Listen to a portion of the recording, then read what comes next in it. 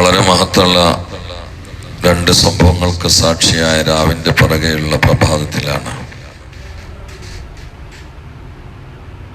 നമ്മൾ ആ വിഷയത്തിൽ. ഏഴാം ആകാശത്ത് ഖലീലുല്ലാഹി ഇബ്രാഹിം നബി അലൈഹി ഇസ്ലാമിനെ ഹബീബരായ സല്ലല്ലാഹു അലൈഹി വസല്ലം കണ്ടുമുട്ടിയതിനെ കുറിച്ചാണ് ചെറിയ രൂപത്തിൽ വിശദാംശമില്ലാതെ പറഞ്ഞെത്തിയത്.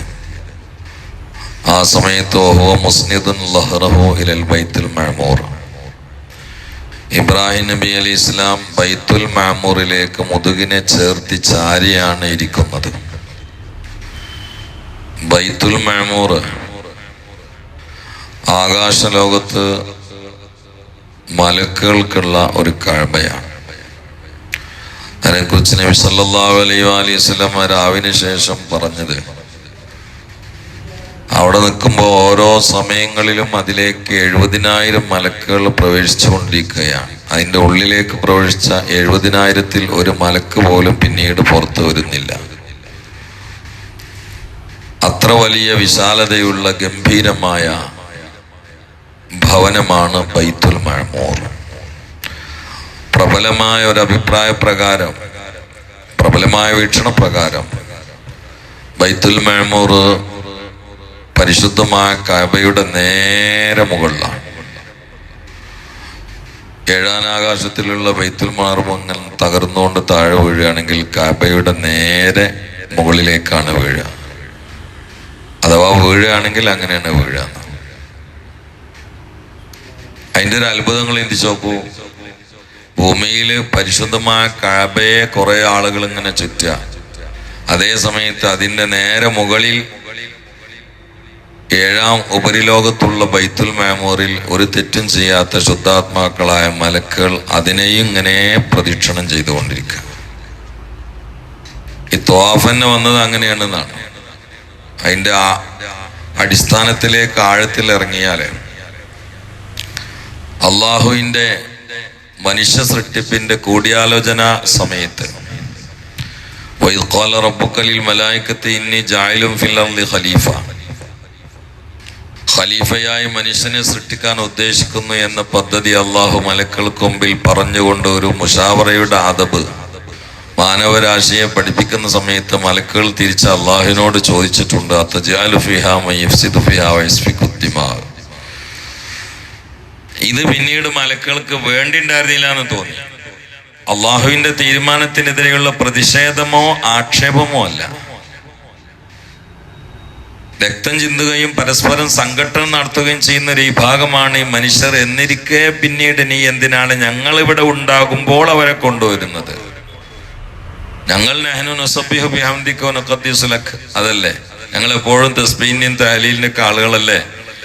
അത് ഞങ്ങളിവിടെ നടത്തിക്കൊണ്ടിരിക്കണ്ടല്ലോ. പക്ഷെ അതൊന്നും നടത്താതെ ചില സമയത്തൊക്കെ പരസ്പരം പോരടിക്കുകയും സംഘടന നടത്തുകയും പോർവിളി നടത്തുകയും യുദ്ധം ചെയ്യുകയും രക്തം ചിന്തുകയും ചെയ്യുന്ന ഒരു വിഭാഗത്തെ എന്തിനാണ് ഈ ഖലീഫയായിട്ട് കൊണ്ടുവരുന്നത്? സത്യത്തിൽ ഒന്നും കൂടി ആഴത്തിലേക്ക് പോയാൽ ഇത് അവരെ കൊണ്ട് ചോദിപ്പിച്ചത് ഇബ്ലീസാണ്. കാരണം അന്ന് ഇബ്ലീസ് അവരെ കൂട്ടത്തിൽ ഉസ്താദാണ്. മൂപ്പര് വസ്വാസ് ആക്കിയോണ്ടാണ് അവർ ചോദിച്ചത്. പിന്നെ അവർക്ക് തോന്നി ചോദിക്കേണ്ടിണ്ടായിരുന്നില്ല. അത് വലിയൊരു ഖേദമായി. ആ ഖേദം പിന്നീട് അവർ തീർത്തത് ബൈത്തുൽ മഅമൂറിനെ ചുറ്റിയിട്ടാണ്. അപ്പൊ അല്ലാഹു തആല പറഞ്ഞു, ഏതായാലും ഏഴാം ആകാശത്തിന്റെ മുകളിൽ ഇങ്ങനെ ഒരു ഭവനത്തെ നിങ്ങൾ ഇങ്ങനെ പ്രദക്ഷിണം ചെയ്യുന്നുണ്ടല്ലോ, അതേപോലെ ഭൂമിയിലുള്ള ഈ ഖലീഫക്കും ഖലീഫയുടെ മക്കൾക്കും പ്രദക്ഷിണം ചെയ്യാൻ പറ്റുന്ന ഒരു ഭവനം ഭൂമിയിലും നമ്മൾ സ്ഥാപിക്കുക എന്ന് പറഞ്ഞിട്ട് മലക്കുകളാണ് കഅബ ഷരീഫിന്റെ അസ്ഥിവാരം കുറിച്ചത്. അതിന്റെ ശിലാസ്ഥാപനം മലക്കുകളാണ്. പിന്നീട് അത് തകർന്നു. ഇബ്രാഹിം ഇസ്ലാം പുനഃപ്രവർത്തനമാണ് നടത്തിയിട്ടുള്ളത്, അല്ലാതെ യഥാർത്ഥ ബാനി ഖലീലുല്ലാഹ് ഇബ്രാഹിം നബി അലൈഹി ഇസ്ലാം അല്ല. അങ്ങനെ ആകുമ്പോൾ കഅബ ഷരീഫ് നിർമ്മിക്കപ്പെട്ടിട്ട് 4000 കൊല്ലം വരൂ എന്ന് വരും. അങ്ങനെയല്ല. ആദം അലൈഹി ഇസ്ലാം അവിടെ പോയിട്ടുണ്ട്. അന്ന് ഇതുപോലെ ഒരു കഅബ ഇല്ല എന്ന് മാത്രം. പിന്നെ അവിടെ പോകാൻ കാരണം എന്താ? ആദ്യം മലക്കുകൾ നിർമ്മിച്ചിട്ടുണ്ട്. അതിന് നേരെ മുകളിലാണ് ഈ ബൈത്തുൽ മഅമൂർ. അവിടെ തൻ്റെ മുതുകിനെ ബൈത്തുൽ മഅമൂറിന്റെ ഭിത്തിയിലേക്ക് ചേർത്തി ചാരിയാണ് ഖലീലുല്ലാഹി ഇബ്രാഹിം നബി അലൈഹി സ്വലാം ഇരിക്കുന്നത് എന്ന് മുഹമ്മദ് മുസ്തഫ.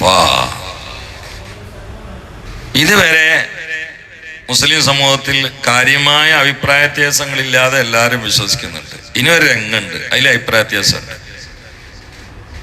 അത് ചില ആളുകൾ പറയും പോലെ ഞാൻ പറയില്ല. ചില ആളുകൾ പറയും മുത്തനബി എങ്ങാനും മേറാജിന് അള്ളാനെ കണ്ടിട്ടില്ല എന്ന് പറഞ്ഞ അവൻ പഴച്ചുവാനാണെന്ന്. അങ്ങനെ പറയാൻ പാടില്ല. ഈ ഉമ്മത്തിൽ ആ വിഷയത്തിൽ രണ്ടഭിപ്രായമുണ്ട്. സ്വഹാബാക്കളുടെ ഇടയിലും രണ്ടഭിപ്രായമുണ്ട്. ഉള്ളായിട്ട് പറയണല്ലോ, എന്തിനായി മറച്ചു പറയണം? സ്വഹാബാക്കളുടെ ഇടയിലും രണ്ടഭിപ്രായമുണ്ട്. പക്ഷെ ആ വിഷയത്തിൽ ഞാനടക്കം, എന്നെ പോലെ ഒരുപാട് മുത്തഅല്ലിമീങ്ങൾ, പ്രഭാഷകന്മാർ, ആലിമീങ്ങളൊക്കെ ഒരു പക്ഷത്തിന്റെ കൂടെയാണ്. ഏതാണ് പക്ഷം? അള്ളാനെ കണ്ടു എന്ന പക്ഷമാണ്. എനിക്കെന്താണോ അതിന്റെ കൂടെ കൂടാനാ താല്പര്യം. എന്താ ചെയ്യുന്നത്? അപ്പൊ ഞാൻ അങ്ങനെ അർത്ഥം വെക്ക. എന്നാ ഒരാള് പറയാണ് മിറാജിനൊന്നും റസൂലുള്ള അള്ളാനെ കണ്ടിട്ടില്ല എന്നോ നരകത്തിലാന്ന് ഞാൻ പറയില്ല. കാരണം ഈ ഉമ്മത്തിൽ വലിയ ആലിമീങ്ങൾക്ക് അഭിപ്രായമുണ്ട്. നമ്മൾ എന്തിനാ തള്ളുന്നു? പക്ഷെ എപ്പോഴും ഹബീബ നബിയുടെ ഖദർ വലുപ്പാക്കാൻ പറ്റുന്ന, ആ മഹത്വം വിശാലാക്കാൻ പറ്റുന്ന അഭിപ്രായം ഉണ്ടെങ്കിൽ അവിടെ കൂടുതലാണ് എന്റെ താല്പര്യം എന്നതുകൊണ്ട് ഞാൻ ഇങ്ങനെ അർത്ഥം വെക്കാം. വലഖദ് റആ മിൻ ആയാതി റബ്ബിഹിൽ കുബ്റാ. അതിന് രണ്ടർത്ഥം വെക്കുന്ന ആളുകളുണ്ട്. ആളുകൾ എന്ന് പറഞ്ഞാൽ നമ്മൾ ഇക്കാലത്തല്ല, പഴയ മുഫസ്സിരീങ്ങൾ തന്നെ. ഈ സ്ഥലത്ത് അടുത്ത കാലത്ത് വഫാത്തായ ഷാറാവി എന്ന പണ്ഡിതൻ, വലിയ പണ്ഡിതനാണ്, അടുത്ത കാലത്ത് വഫാത്തായിട്ടുള്ള അദ്ദേഹം ഈ സ്ഥലത്ത് എഴുതിയ വാക്ക് ഞാൻ എപ്പോഴും ഓർക്കാണ്.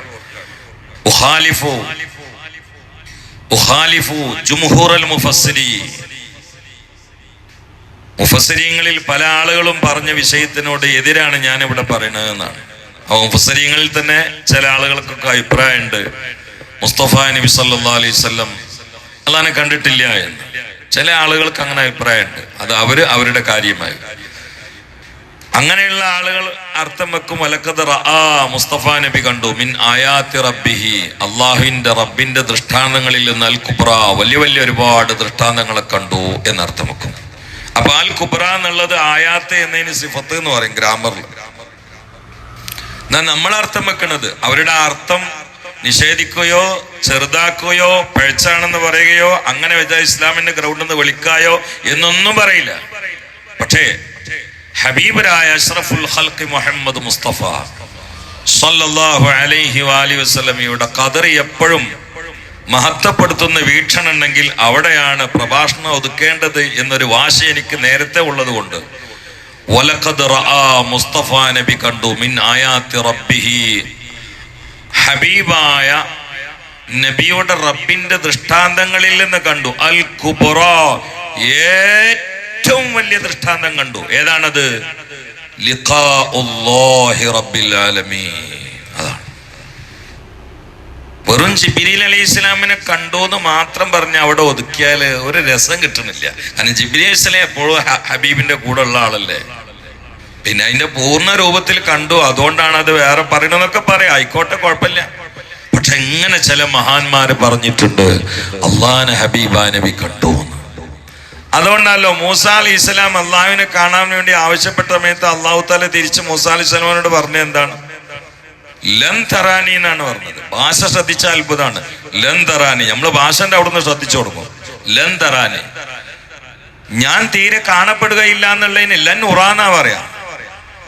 മൂസ അലൈഹിസ്സലാം, എന്നെ കാണാൻ നിങ്ങൾ ചോദിക്കണ്ട, ലൻ ഉറ, ഞാൻ കാണപ്പെടുന്ന ആളല്ല, അതുകൊണ്ട് എന്നെ ചോദിക്കേണ്ട ആവശ്യമില്ല. അങ്ങനെയല്ല പറഞ്ഞത്. ലൻ തറാനി, നിങ്ങൾക്ക് എന്നെ കാണാൻ കഴിയില്ല എന്ന് പറഞ്ഞു.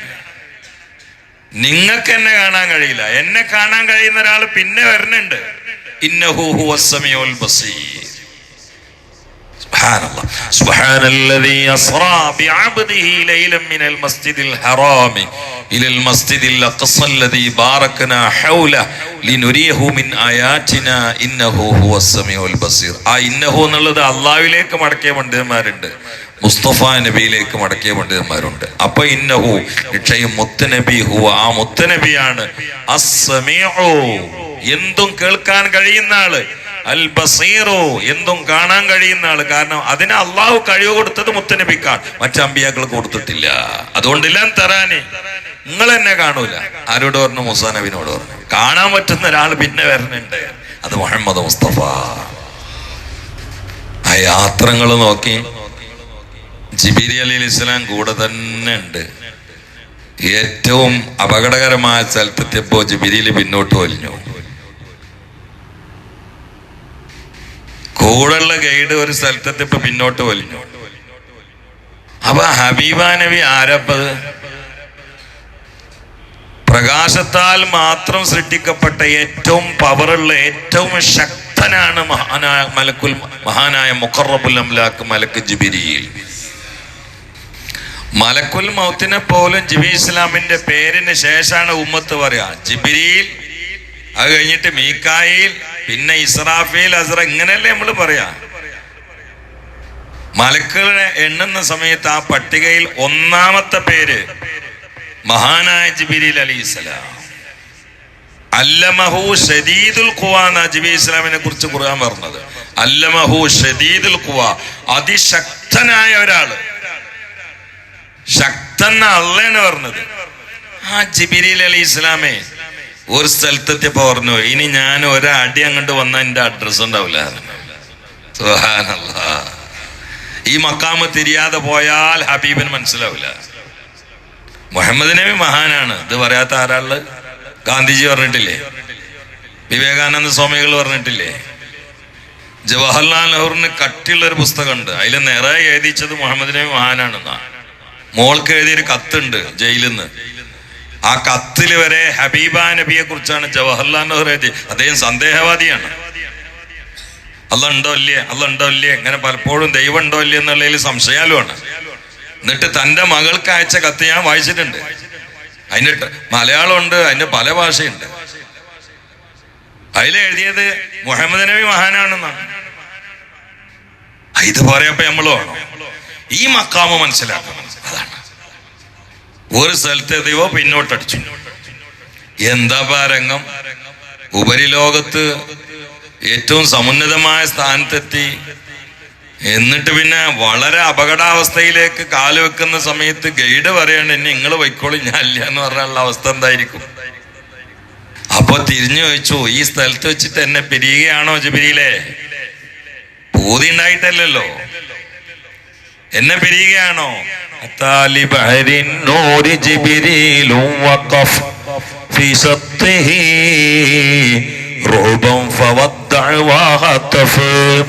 دني تقدم يا حبيبي لا تخاف أبشر تناجي ربك القيوم صلوا عليه وسلموا تسليما.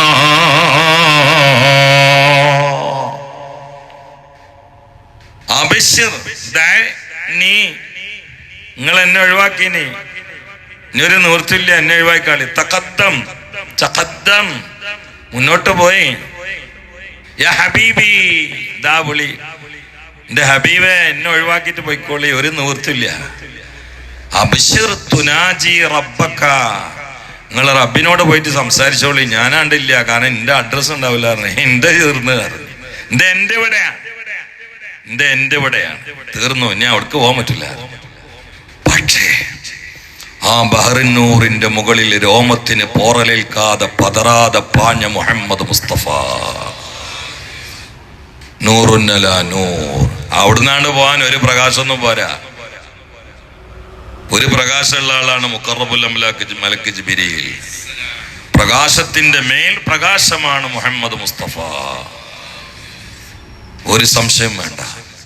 ഇനി ഞാൻ പറയില്ലേ, ഞാൻ മനസ്സിലാക്കിയ വീക്ഷണ പ്രകാരമാണ് ഇനിയുള്ള കാര്യങ്ങൾ പറയണത്. അള്ളാഹുവിനെ കണ്ടു. അപ്പൊ പിന്നെ അവിടെ കുറെ സംശയങ്ങൾ വരും. ലാ യുദ്രികുൽ അബ്സാർ വഹു യുദ്രികുൽ അബ്സാർ എന്നൊക്കെ ഖുർആനിലില്ലേ എന്ന്.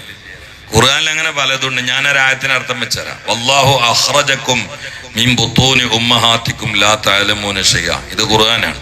ഇതതിന് അർത്ഥം വെക്കുക. വല്ലാഹു, അല്ലാഹു അഖ്റജക്കും, നിങ്ങളെ പുറത്തു കൊണ്ടുവന്നു, മിൻ ബുത്തൂനി ഉമ്മഹാത്തിക്കും, നിങ്ങളുടെ ഉമ്മമാരുടെ ഗർഭാശയങ്ങളിൽ നിന്ന് അള്ളാഹു നിങ്ങളെ പുറത്തു കൊണ്ടുവന്നു. എങ്ങനെ? ലാ തഅലമൂന ശൈഅ. മലപ്പുറം ജില്ലയിലെ നാടൻ ഭാഷയിൽ അർത്ഥം വെച്ച അങ്ങക്ക് ഒരു ചുക്കും ആ സമയത്ത് അറിയില്ല എന്ന്.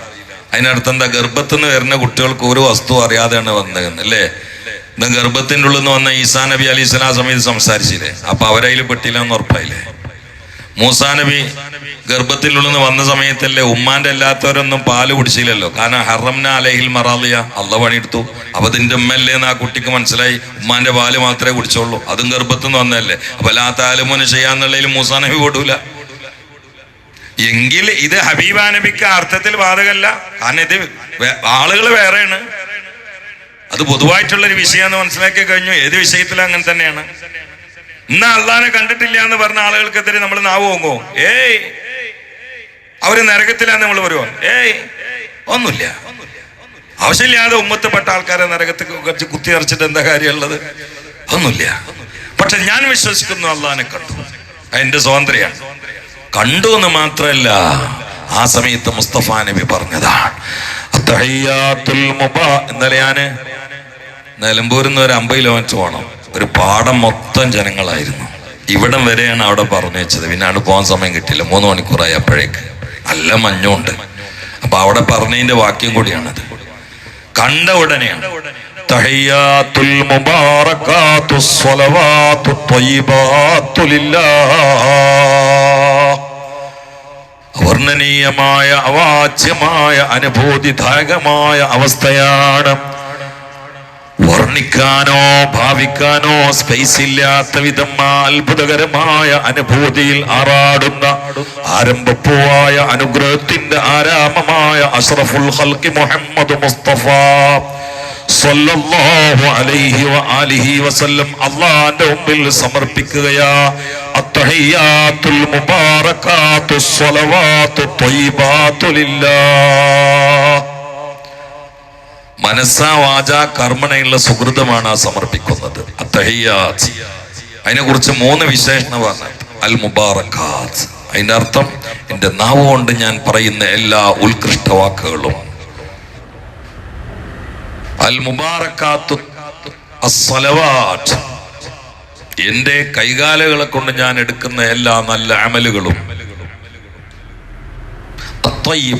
എന്റെ മനസ്സിൽ അങ്കുരിക്കുന്ന നല്ല എല്ലാ ചിന്തകളും ലില്ലാഹ്, അല്ലാഹ്ക്ക് മാത്രമാണ്. നമ്മൾ മലയാളത്തിൽ അതിനർത്ഥം വെക്കും മനസ്സാ വാച കർമ്മം. അതാണ് ആ 3 രീതിയിലാണ്. ഇതൊക്കെ കൂടി നമ്മൾ ഒന്നായിട്ടാണ് ചാമ്പല. ഇത് 3 എന്റെ മനസ്സും വാചകങ്ങളും എന്റെ ഹൃദയവും എന്റെ ശരീരവും എല്ലാം ലില്ലാഹ്, അല്ലാഹ്ക്ക് അവകാശപ്പെട്ടതും അല്ലാഹ്ക്ക് സമർപ്പിക്കുന്നതുമാണ്. ഇതാണ് പറഞ്ഞപ്പോ അല്ലാഹു തആല തിരിച്ചു പറഞ്ഞു അസ്സലാമു അലൈക അയ്യുഹൻ നബിയ്യു വറഹ്മത്തുള്ളാഹി വബറകാതുഹു. അപ്പൊ സംഗതി കഴിഞ്ഞല്ലോ. അള്ളാഹുവിനെ കണ്ടപ്പോ മുത്തനബി സല്ലല്ലാഹു അലൈഹി വസല്ലം കൊടുക്കാനുള്ള എല്ലാ സമർപ്പണവും നടത്തി കഴിഞ്ഞു. ഹബീബാ നബിക്ക് അല്ലാഹു തആല തിരിച്ച് ഇങ്ങോട്ടും കൊടുത്തു. നീ താഴെ ഇറങ്ങിയെന്നാ പറയാ, പക്ഷെ ഇറങ്ങിയില്ല. ആ സമയത്ത് ഖാബ ഖൗസൈനിൽ അല്ലാഹുവിന്റെ ലിഖായിൽ പ്രോജ്വലിക്കുന്ന മുഹമ്മദ് മുസ്തഫ ഭൂവാസികളായ ഉമ്മത്തിനെ ഓർത്തു ചേർത്തി പിടിച്ചുകൊണ്ടൊരു പ്രഖ്യാപനം നടത്തി. അസ്സലാമു അലൈനാ വഅലാ ഇബാദില്ലാഹി സ്വാലിഹീൻ. ഈ ഹബീബിനെ മറന്നാൽ ഇനി തലച്ചോറേറ്റ് മനുഷ്യനെ പേര് വിളിക്കപ്പെട്ട് നടന്നിട്ട് കാര്യമില്ല. ഇത്ര വലിയൊരു നേതാവ്. ഒരു മനുഷ്യൻ ഏതൊരാളെയും മറന്നു പോകുന്ന 2 സമയമാണ്. വേജാറിന്റെ ഊക്കിലും മറക്കും, സ്നേഹത്തിന്റെ ആധിക്യത്തിലും മറക്കും. എങ്ങനെയാലും മറക്കും. ബേജാറും കണ്ട് കൂടിയാലും ഇഷ്ടപ്പെട്ടവരെ മറക്കും. സ്നേഹവും സന്തോഷവും വർദ്ധിച്ചാലും ഇഷ്ടപ്പെട്ടവനെ മറക്കും. നമ്മൾ തന്നെ പറയില്ലേ, ഞാൻ ആ ഷോയില് പെട്ടിട്ട് എന്നെ മറന്നാണെന്ന് പറയില്ലേ. ഇത് ഏതാ ഷോയില്? ഖാലിക്കായ റബ്ബിനോട് സംസാരിക്കുന്ന ആലിക്കായിൽ ആറാടുന്ന ഷോയില്. പക്ഷെ അപ്പോൾ ഭൂമിയിലുള്ള ഉമ്മത്തിനെ മറക്കാതെ ചേർത്തിപ്പിടിച്ച് അവരുടെ രക്ഷയ്ക്ക് വേണ്ടി പടച്ചവന്റെ മുമ്പിൽ മുദ്രാവാക്യം വിളിച്ചു മുഹമ്മദുർ റസൂലുള്ളാഹ് അസ്സലാമു അലൈനാ വഅലാ ഇബാദില്ലാഹി സ്വാലിഹീൻ. പടച്ചവനെ, എൻ്റെ രക്ഷ എനിക്ക് മാത്രം പോരാ, എൻ്റെ ഉമ്മത്തിന് മൊത്തം വേണം പടച്ചവനെ എന്ന് അവിടെ വെച്ച് പറഞ്ഞില്ലേ മുഹമ്മദുർ റസൂലുള്ളാഹ്. ഇത് ജിബ്രീൽ അലൈഹി ഇസ്ലാം പുറത്തുനിന്ന് കേൾക്കാണ്, കൂടെ ജിബ്രീൽ ഇസ്ലാം ഇല്ല. എന്നാലും കേൾക്കാനുള്ള സംവിധാനം അള്ളാഹ് ഒരുക്കി കൊടുത്തിരുന്നു. അങ്ങനെ ഉണ്ടാവുമല്ലോ. നമുക്ക് ഇതൊന്നും ഇപ്പൊ നമുക്ക് മനസ്സിലാക്കാൻ ഒരു പ്രയാസമില്ല. 2 ആള് തമ്മിൽ അമേരിക്കയിൽ ഫോൺ ചെയ്യുന്ന നമ്മൾ ഇവിടുന്ന് കേൾക്കണില്ലേ? ചോർത്തി കേട്ടൂടെ ഇല്ലേ? അതിന് സംവിധാനം ഇല്ലേ? നമുക്കത് വിശ്വസിക്കാം. സ്വഹാബാക്കൾ എങ്ങനെയാ അത് വിശ്വസിച്ചത്? അന്ന് ഈ സംവിധാനം ഇല്ലല്ലോ. പക്ഷെ അവര് സംവിധാനമല്ല നോക്കണത്, അവര് നോക്കണത് ഈ ആളെന്താ പറയണെന്നാണ്.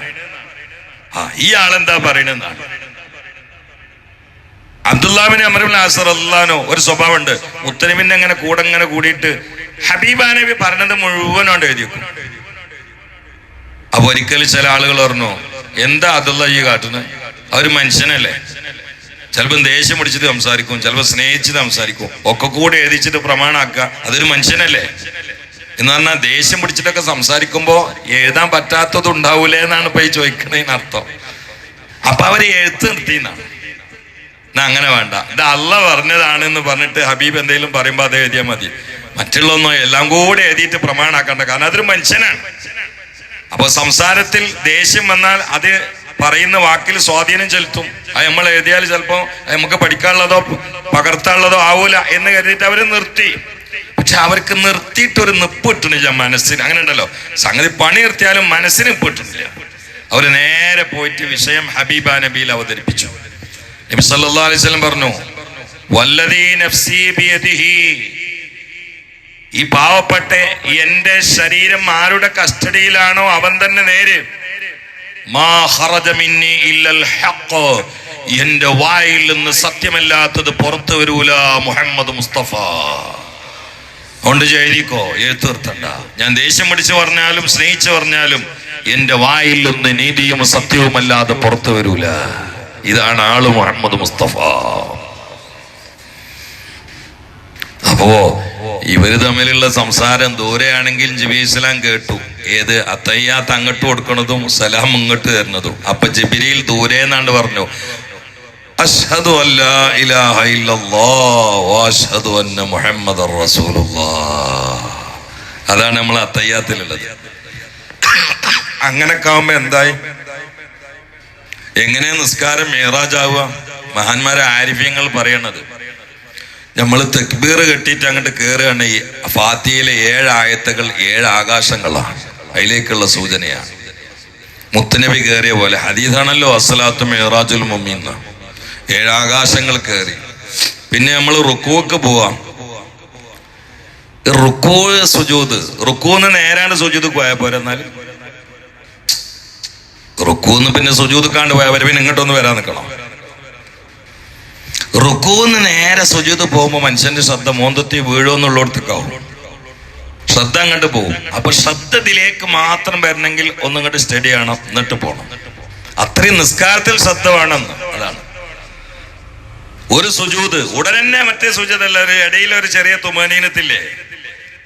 നമ്മൾ അങ്ങനെയല്ല, കുട്ടികളെ ചുംബിക്കുമ്പോ ഒന്ന് ചുംബിക്കും, ചുംബിച്ച് കഴിഞ്ഞിട്ട് പിന്നെ ഒന്നും കൂടി, അല്ലാതെ ഇങ്ങനെ ആക്കൂലല്ലോ.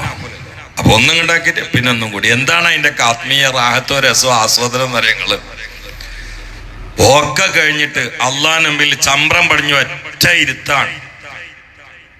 അപ്പോ റസൂലുള്ളാഹി സ്വല്ലല്ലാഹു അലൈഹി വസല്ലം അള്ളാഹുവിന്റെ ലിഖായിൽ ആറാടിയ ആ അനുഭവത്തെയാണ് ഓർക്കുന്നത്. എന്നിട്ട് റസൂല് പറഞ്ഞ പോലെ പറയാണ്, അത്തഹിയാത്തുൽ മുബാറകാത്തു സ്വലവാത്തു ത്വയ്യിബാത്തു ലില്ലാഹ്.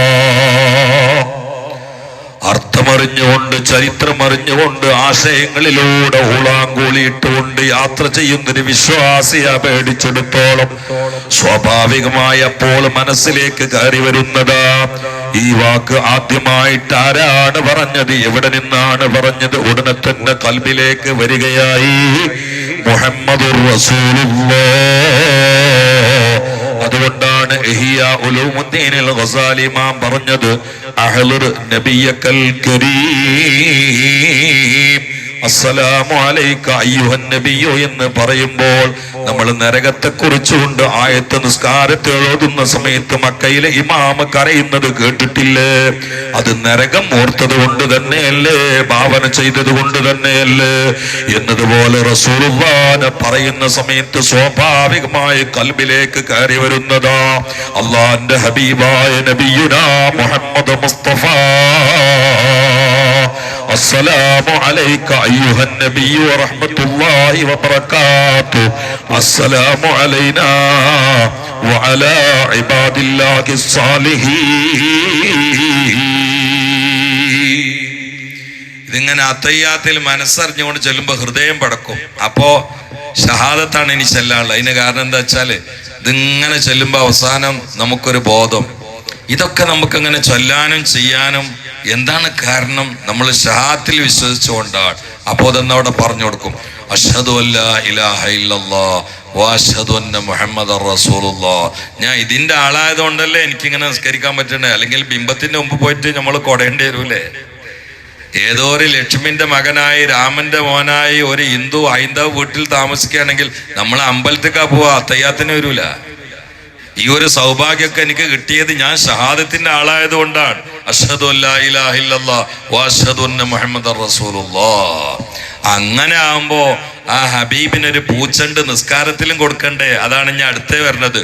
അസ്സലാമു അലൈക്കും. അത് കഴിഞ്ഞിട്ട് പിന്നെ ഒരു ഇബ്രാഹിമിയ സ്വലാത്ത്. കാരണം എന്താ? മുസ്തഫ നബിയെ ഉലകത്തിലേക്ക് ദ്വാരന്നുകൊണ്ട് ക്ഷണിച്ചു വരുത്തിയത് മഹാനായ ഖലീലുല്ലാഹി ഇബ്രാഹിം.